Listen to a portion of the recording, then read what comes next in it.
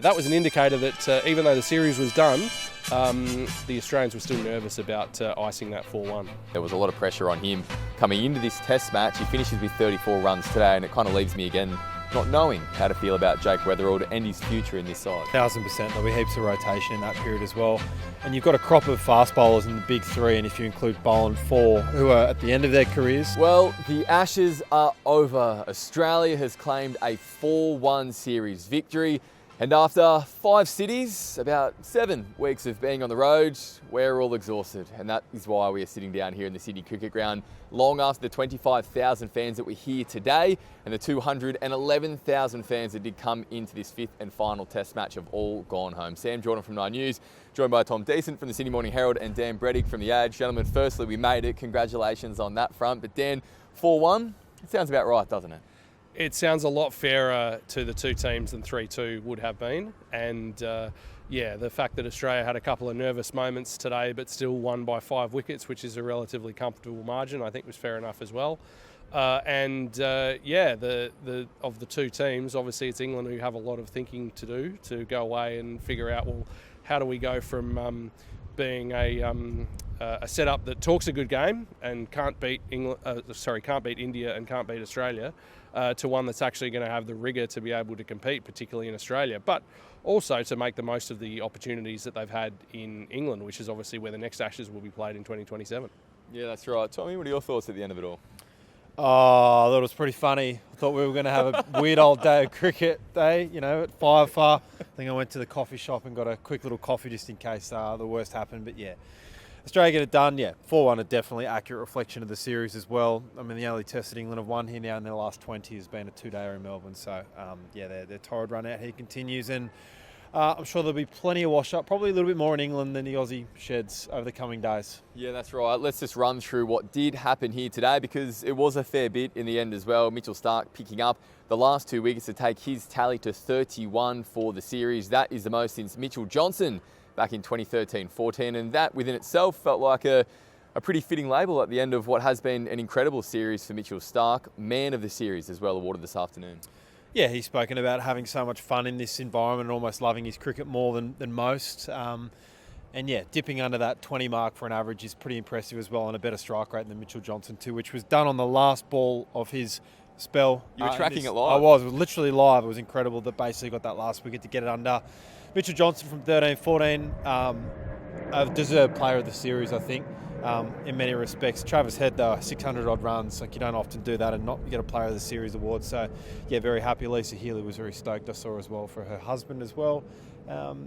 Incredible performance, and set it up too in the first few tests as well.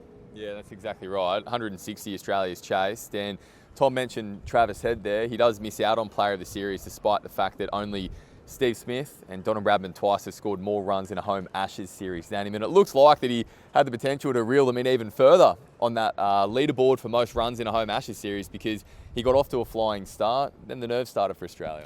Yeah, it was an interesting one in terms of the chase. Like, the way that teams chase small fourth innings targets these days is very much to go on the attack, which is what you saw when Travis Head, dealt England a massive blow in Perth, and then also how England won that 2-day game in Melbourne. So positivity was the order of the day. I think Travis has had some lighthearted comments to say that he'd been grinding it out for 5 test matches and kind of felt like he was going to have a swing at it and see if he could qualify for worst shot of the series or something of that order. Some beating from what we've seen. Yeah. Well, I think he was going to have a chat to Will Jacks about that in particular. but yeah, the fact is that this was a terrific test match pitch at the SCG, and that meant it was going to be tricky to chase anything over, I think, about 200 on the last day. And even though England didn't have like a superstar spinner, and even though Ben Stokes couldn't bowl, there was still plenty in it. There was plenty in it for Josh Tong, and there was an enormous amount in it for Will Jacks. You look at that delivery that he bowled to Steve Smith. There's sort of something poetic about Steve Smith getting bowled by a huge off break when Australia didn't pick a specialist spinner for this game. And it created some nerves, and you saw the nerves in the departure of Usman Khawaja for a low score in his final test innings. Statistically, that dipped his test average just under 43, which was interesting. And also the fact that when Cam Green and Alex Carey were out there, that's some of the most harebrained running I've ever seen between the wickets. And that was an indicator that even though the series was done, the Australians were still nervous about icing that 4-1. You were on your feet, Tommy. What's that? You were on your feet when those run-out chances, well, the run-out and then the couple of near misses after that. I saw Marner say afterwards that he's glad there was no cameras in the sheds after that. So, yeah, I can imagine that it was a bit of a blow-up there. If things had gone awry there, then all hell breaks loose. But I'll tell you who's having a schooner or 10 tonight, Adam Lewis and his curators. Yeah, like that pitch is just perfect. Steve Smith said in his press conference, I think he was trying to say it's one of his best SCG pitches he's seen. The Cricket Australia, we're having a few lagers tonight, celebrating. I think the Trust here as well will be pretty happy that it went the journey as well, and 25,000 fans coming in today is pretty cool. Yeah, that's right. It was actually just on the run chase, 160 for Australia to get. In a way, it felt like far more to lose for some of the players than there was to actually gain in terms of chasing down a total like that. Jake Weatherald was the obvious one. There was a lot of pressure on him coming into this test match. He finishes with 34 runs today, and it kind of leaves me again not knowing how to feel about Jake Weatherald and his future in this side. Yeah, he's definitely left the door open for other contenders if the selectors want to go in a different direction. Clearly, Travis likes that combination, and he now, I'm sure has some kind of say in that as now the senior opener in the team. And the fact that he and Jake have dovetailed well, and they have had, this was another 50 plus opening stand to get in a position where they weren't going to lose the game. But yeah, he hasn't made a big score. Like if he'd turned one of those starts into 100 in addition to the 70 odd he made in Brisbane, we'd be talking very differently about him. But yeah, there are other contenders, the Matt Renshaws, the Campbell Kellaways, and even someone like Sam Costas could force their way back into the selectors' thoughts over the next few months. Yeah, look, let's actually take a little look further down the line for Australia as well before we come back to reviewing the series, because there is obviously now a well-documented sizable break before those two test matches against Bangladesh in August in the top end, and then there is a huge schedule, up to 21 test matches, 20 with a World Test Championship final, I believe, over the next 18 months beyond that, tours to India, tours to England as well. There is a lot to be considered for this team moving forward. Does it come into effect too, or come into consideration that there may need to be some kind of rotation in terms of the workloads? We have obviously seen this summer, not just Australian players, but English players as well. Ben Stokes breaking down here in Sydney, a testament to just how tough Test cricket is. How much change and opportunity do we think we're going to see over the next 18 months? 1,000%. There'll be heaps of rotation in that period as well. And you've got a crop of fast bowlers in the big three, and if you include Boland, 4, who are at the end of their careers, and Australia will want them around. If you'd said to me 2 years ago that none of the big three would have retired by now after this Ashes series, I probably would have been surprised. But the more I think about it, the more I think that they're going to target big series, big moments for these guys, manage them through. Even if they can get a little bit of gold out of Josh Hazlewood here and there, or Mitchell Starc or Pat Cummins at various points leading into 2027, they'll take that. And this series was a massive, show of faith as well in the guys underneath that as well. Michael Nieses, Brendan Doggett, a pretty good job as well. Who am I missing? Those two in particular. Even Jai Richardson being back as well. Yeah, sure, absolutely. Throw that in the mix as well. A young crop of guys who won't be injured coming through as well. Todd Murphy obviously doesn't get a game, but yeah, a really good, great problems to have. And just a good, Steve Smith spoke at his presser about the depth being the difference as well. And the fact that Boland and Starc got through there basically were a massive, massive reason they won this series. One question for you, Tommy. Where do you see Cam Green and Bo Webster at now after the fact that Cam Green's played 5 test matches, not really made a huge contribution across the series, lots of starts. Bo Webster comes in, plays 1, plays a pretty important innings, and then takes 3 critical wickets. It's a good question. Can you squeeze them both in now with Uzi gone? If that's the blueprint of head at the top, can you try and get Green to a position where he's at 5 and Webster at 6? I don't know. I thought Bo was outstanding, almost flawless really in a certain respect, particularly over different parts of the world where he can play and use those off breaks as well. But yeah, Cam Green just hasn't fired, and I feel for him. He's such a good player. I was on that Windies tour where he's basically Smith and then him with the 2 best bats by a country mile. So we know he can do it. Even just little things in this test as well. He's running between the wickets, been a little bit off, which just seems odd. His catching hasn't been great either as well. Obviously shelled that one at second slip, which is just very uncharacteristic. So I think the time away will be good for him. Player of huge potential, but Bo Webster just showing what a seasoned Shield player who's had a good year in international cricket can do.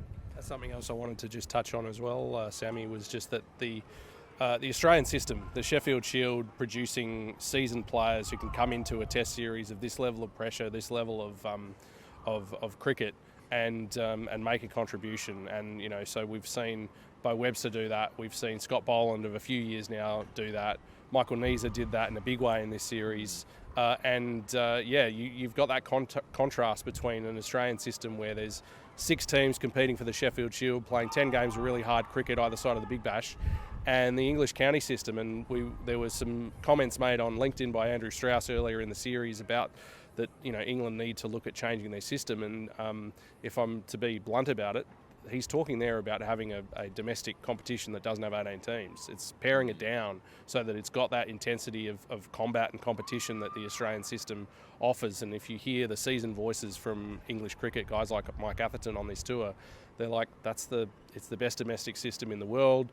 It's not one that gets a lot of plaudits in terms of within Australia. It's kind of now seen as a bit of, at times, a bit of a inconvenience either side of the Big Bash for some people, certainly the commercial people. But in terms of preparing players to be ready to perform at test level, particularly in Australia, it's unsurpassed. And that's something that it's a feather in the cap of the Australian system, but it's also something that England have got to think very carefully about. It's day 18, Sammy. You're going to give us a hot take, at the end of the tour? Well, we're putting on the spot. Oh, look, it's funny. I was actually just about to ask the two of you the question, particularly you, Bretto, given the series that you did at the start of the summer, speaking with the selectors and understanding that process as well. Of course, you're never going to hand out a baggy green just for the sake of it too, but how much thought needs to this calendar year be given to playing some of these young batsmen that we continually talk about, guys like Campbell Kellaway, Ollie Peake's obviously been someone that's been speaking about a lot as well, to plan for life beyond this next 18-month block? Well, before this test match, I spoke to Usman Khawaja about, the timing of his retirement, and he made a reference to lower profile series that don't have as much scrutiny as the Ashes or as India, and that was an ideal time for him to swap out of the team, but also an ideal time for young players to come in and learn a bit about it. So you think about Bangladesh in the top end. If you're going to make marginal calls there, surely you're going to go for the younger player. And then even a home series against New Zealand. Now, the thing that complicates that and has done for the past few years is the World Test Championship. It means that the Australian selectors and the coaching staff and the captains, they look at sort of a 2-year window. And within that, if you're looking at only 2 years ahead or 18 months ahead, as it would be now, you're looking at an older player and you're thinking, well, they can get there. They're fine. If you're looking at Test cricket in the old way, which was, when's the next time we're going to India, or when's the next time, the longer term planning for 4 or 5 years out, I think that used to encourage selectors to make some longer term calls and maybe to tap older players on the shoulder more readily. So that's something that this setup does differently, and that does create the potential for a bit of a crunch when you have a number of players now in their mid-30s. And we heard from Steve Smith and Mitchell Starc tonight. They both, I think, indicated that they'd like to go to England in 2027, but they certainly weren't definitive about it, and there's a lot that can happen between now and then. Yeah, that's right. Look, as to your question, Tom, I don't think there are any really hot takes to give over the course of this series as well, because I feel like everything has been pretty clean cut. You and I did our best to go viral one night with criticism of Ben Stokes around, what was it, the Brisbane Test match? That social media clip got a lot of traction online, but when it comes to weighing up the best moments of the series, the worst moments of the series, Dan, I know you're working on a piece. I'll kick things off then, given that you want to put me on the spot, Tom. For me, worst moment of the series was undoubtedly in Brisbane for me, when England capitulated once again. I was willing to put down Perth as some kind of anomaly. I was willing to write it off as a fluke. That was the moment where my soul was crushed, because I knew that this series would not live up to the expectations that we were certainly hoping. Tommy, worst moment? Oh. We might have to swing back to me, I don't know. Perth was pretty grim, I thought. Like, just that amount of wickets, that layer of wickets, the fact that we had 12 days to then preview the second test after spending 3 months in the lead up. That was tough. The old newspaper feeling themselves wasn't going to happen. So that was a tough old period. I just think it has been underwhelming in terms of the competitiveness. Yeah, as I said, England won one of the last 20 tests out here. Like, do they ever win a test series again? Don't know. That'd be a bit over the top. But in all seriousness, they're just... And the most frustrating thing is that they were very, very staunch and defensive about their preparation and going to Noosa and all the rest. And it clearly has shown that if you started a test series now, it'd be a pretty good series, I reckon. Yeah, well said. Yeah, well, I'd say that a worst moment for me is actually something that we've only just heard about in the last couple of hours in regards to Harry Brook. The fact that England came here with their vice captain having been denied entry into a nightclub and getting into a stoush with a bouncer the night before a game on that white ball tour in New Zealand. That's incredible. That's happened.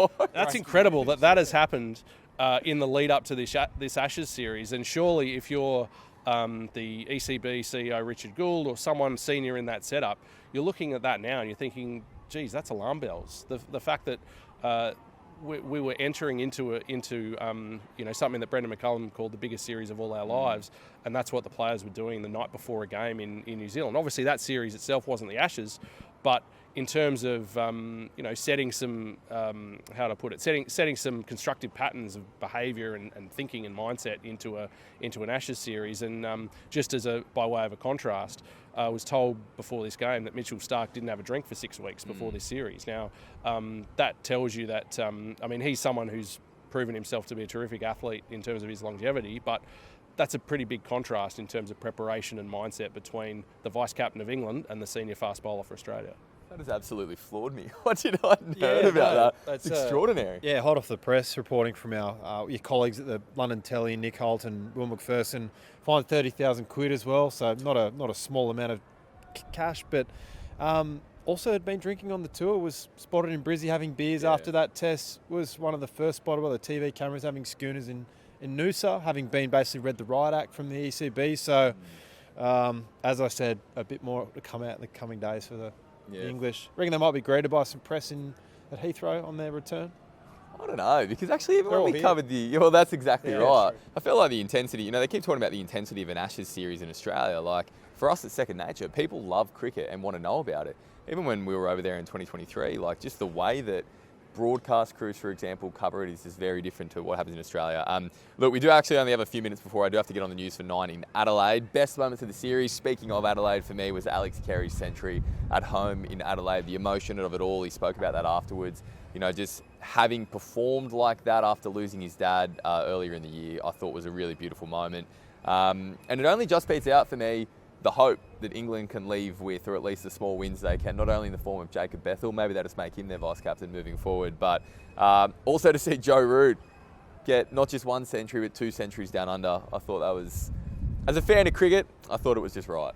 Well, the fact, we mentioned Harry Brook, but yeah, Joe Root is the ultimate professional. He's not just someone who takes his preparation very seriously, but he's also like a wonderful person. There's not a lot of ego about him. He's a great man of cricket to have a chat with, and to see him make those hundreds, I don't think there would be many Australians who would begrudge him that. And it's a pity for him that they haven't won an Ashes series in Australia on his watch or during his career. But yeah, at least he gets to go home knowing that I've gone out there at least on a couple of occasions and shown Australia what I can do. Brett, have I taken your best moment? Because I know you did a really beautiful piece with Joe Root before the start of the series, so I'm sure that you were happy to see that one unfold. I was. I think for me, best moment in a series where there wasn't much spin bowling, I'm actually going to go for Nathan Lyon knocking over Ben Duckett and Ben Stokes in the 2 innings in Adelaide. Those were terrific pieces of bowling, and I think if you're Cricket Australia or you're the ground staff around the country, have a look at Adelaide, have a look at this pitch in Sydney, how they performed over 5 days. It wasn't just a spinner's deck. There was something in it for the quicks. There were plenty of chances in the slips cordon in these games, but that's the kind of cricket that is going to help Test cricket endure, not 2-day games on a flyer in Perth or on a green mumba in Melbourne. Tommy, it actually just goes to show how exhausted you are at the end of the series. I realised I didn't even pull the microphone back when I was speaking to Bretto before, so I apologise to everyone watching. Tommy, wrap us up. I've got 3. Travis Head's 100 in Perth. That was ridiculous batting. Did not miss. Like, you just pure hitting, extraordinary afternoon of cricket. Then Pat Cummins coming back. I think that whole plan that came to that crescendo of winning in Adelaide and getting it done and getting through it, and probably could have played in Melbourne and Sydney, I thought that was awesome. And also the tiramisu's up there in the press box after lunch at the same meal up at the SCG Media Centre. That was a highlight all week. Congratulations to Maryvale. I'll name drop them. It was absolutely outstanding catering here at the Sydney Cricket Ground. Experienced riders saying it's the best I've ever seen. So congratulations to them. Congratulations to everyone who's followed along this digital series across the course of the summit as well. It has been a joy to be able to bring it to you and break down everything that has happened across a very eventful Ashes series, even if we didn't quite get the depth of cricket that we were hoping to see. So on behalf of myself, on behalf of Tom and for Dan as well, thank you very much for joining us, and we look forward to the next series in about 7 months' time. See you in the top end.